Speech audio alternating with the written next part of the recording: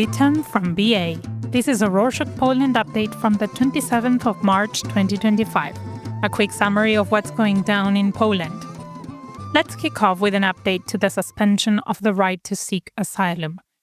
On Wednesday the 26th, President Andrzej Duda signed a bill allowing the government to suspend the right to asylum for people at the border with Belarus. Donald Tusk, the prime minister, said the government would quickly create a rule to stop people from applying for asylum. This law is part of Poland's new plan to control migration and stop asylum requests for up to 60 days in certain areas, with exceptions for vulnerable people like children, pregnant women, and those who are elderly or ill. However, human rights groups like Amnesty International criticized the law, saying it could lead to illegal actions at the border and violate international rules. Still, the government says the law is necessary because Belarus and Russia are using migrants for political reasons. On Sunday the 23rd, Donald Tusk met with Mark Rutte, the NATO Secretary General, in Warsaw to talk about security issues, especially Russia's actions in Ukraine, military threats, and NATO's role in keeping Europe safe. They agreed that European countries should raise their defense budgets to reach NATO's goal of spending 2% of their GDPs. This effort is meant to strengthen NATO's defense, especially on the eastern border. Both leaders also confirmed their commitment to supporting Ukraine against Russia's ongoing aggression. They emphasized the need to provide military aid to protect Ukraine's independence and borders. Also on Sunday, Katarzyna Pelczynska-Nałęcz, the Minister of Funds and Regional Policy, proposed a windfall tax on large bank profits to fund national defense and public services. She said that Polish banks were making big profits by charging high interest on loans and giving low returns on savings, which worsens financial inequality for citizens. Pelczynska-Nałęcz suggested Poland should follow countries like the Czech Republic, Italy, and Spain, which have already used similar taxes to address financial challenges. The money from this proposed tax could be used to support the national defense budget or public services like healthcare, education, and infrastructure.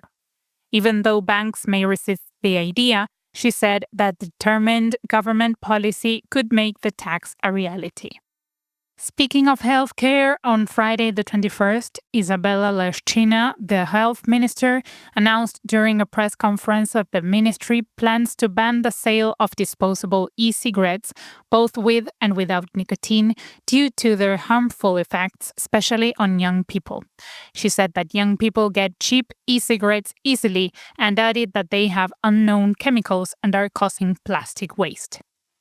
People are divided about the ban. Some support it mainly because of health and environmental concerns.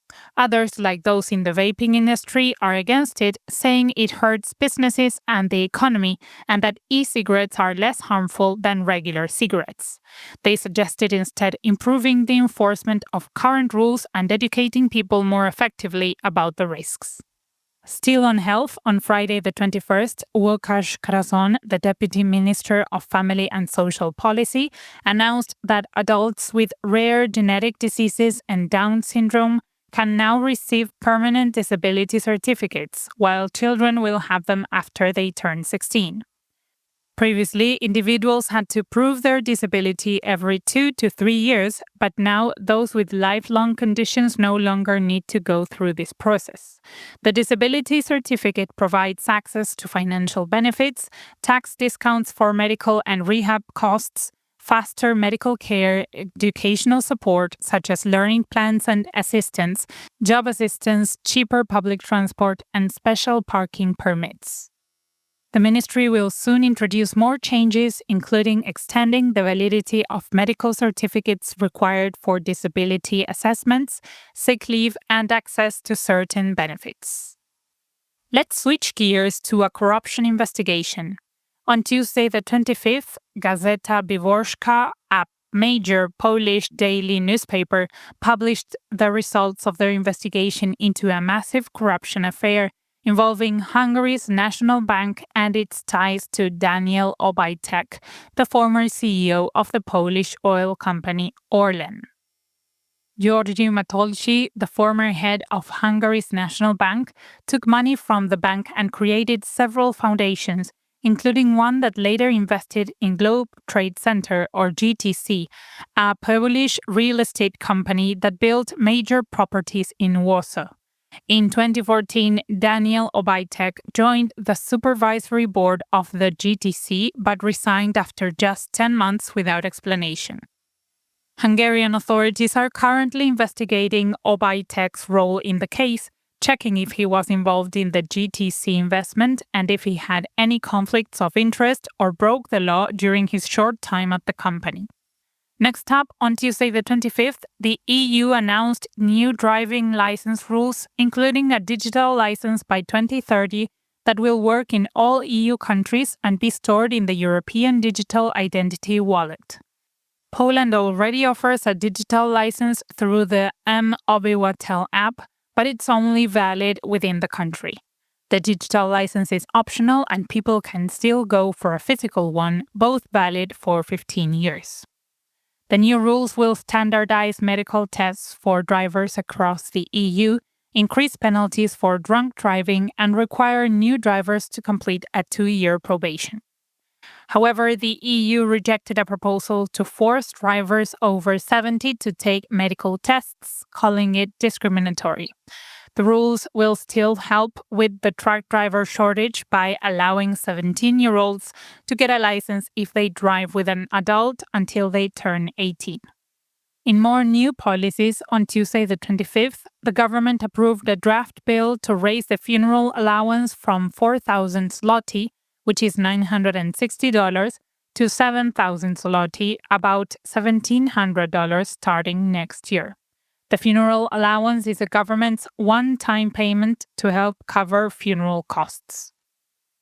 It has stayed at 4,000 zloty, which is around $1,000, since 2011, but funeral costs now range from 8,000 to 10,000 zloty, which is between $2,000 and $2,600, depending on the area.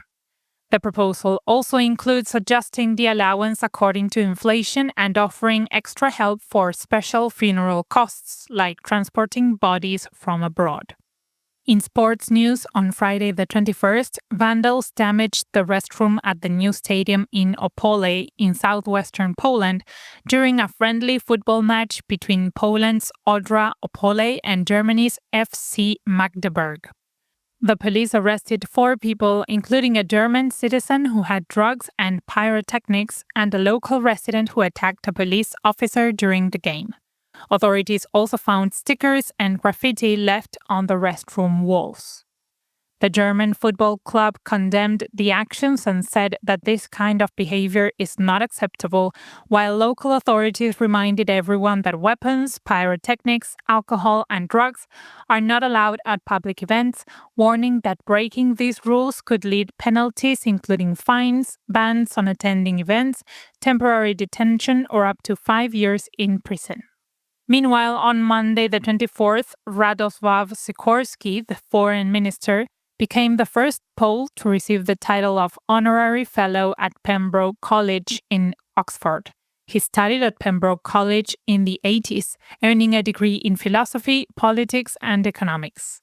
Pembroke College gives the title of Honorary Fellow to people who have made important contributions in their fields, and Sikorski earned the honor for his work as Poland's foreign minister and his efforts in European defense and Poland's role in the EU.